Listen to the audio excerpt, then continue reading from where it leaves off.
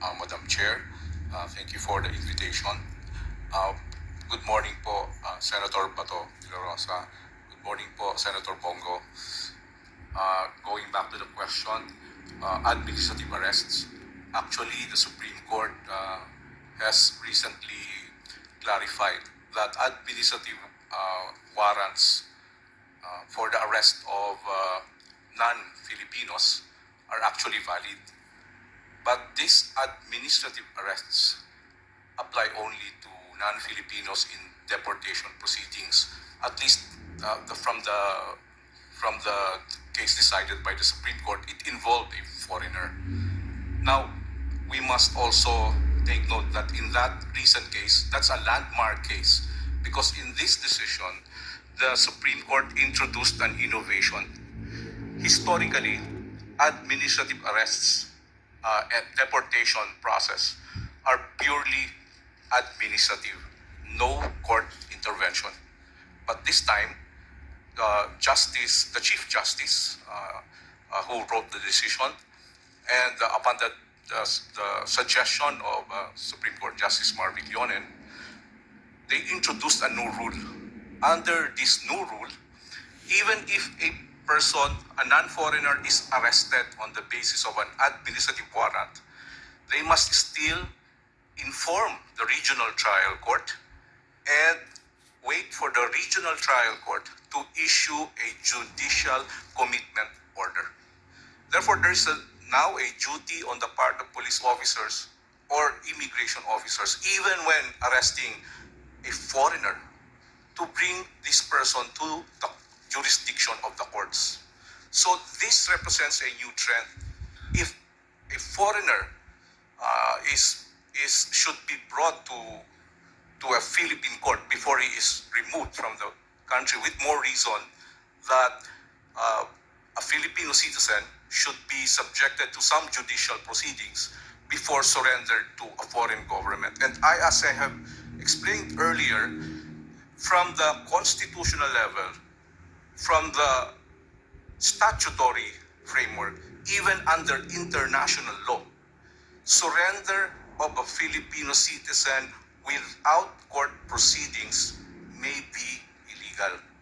That's not just constitutional, that's also statutory, even under international law. In fact, the Interpol Constitution itself requires some due process, the application of Philippine laws, and number two, the application of the rights guaranteed by the Universal Declaration of Human Rights, which includes due process.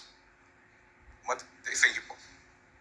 Attorney Medina, so ano ang nakikita ninyo kung inaamin ng ICC na ang surrender ni dating Presidente Duterte ay isang desisyon na ginawa ng Pilipino na pamahalaan?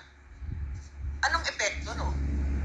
Ang ibig pa sabihin ay linabag yung kanyang karapatan kasi tulad nga ng sinabi nyo doon sa kaso ni UNTV noong 2023, bagong-bago pa lamang, talagang kinakailangan dalhin pa sa RTC yan, meron pang proseso, 7 yata yung requirement, kung naaalala ko, ang dami-daming sinasabi doon na talagang pinagtatanggol ang karapatan mismo ng dayuhan.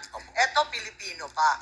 Ngayon, mismo yung spokesman ng ICC sabi, desisyon yan ng pamahalaang Pilipino. Hindi kami yan. So anong epekto po noon doon sa nangyari kay Presidente Duterte? Madam Chair, just out of respect for the court proceedings, so as not to be seen as influencing the court proceedings, I will not make my statements in specific reference to the President. If a future issue, a similar issue comes up, okay, extrajudicial surrender of a Filipino citizen to a foreign state or an international tribunal would be in contravention of the Constitution on several aspects, of the revised penal code on several aspects, and international law, not just the Rome Statute, the International Convention on Civil and Political Rights, the United Nations, the Universal Declaration on Human Rights, and even the Interpol Constitution, if the surrender is upon the request of the Interpol. All this, the entire legal framework when it comes to deprivation of liberty requires court intervention, requires court level due process. And by court po, you mean local court? Yes po, Filipino local, court in this domestic, Domestic due process. The entire idea of due process is really can be simplified as follows.